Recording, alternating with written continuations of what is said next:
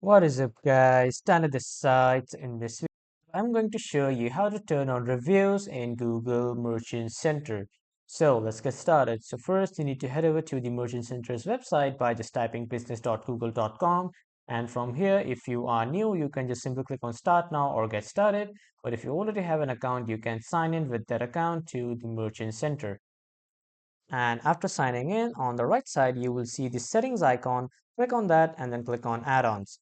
After clicking on add-ons, in the discover section, you will see Google customer reviews. You can just simply add it. And when you click on your add-ons here, you will see all your add-ons.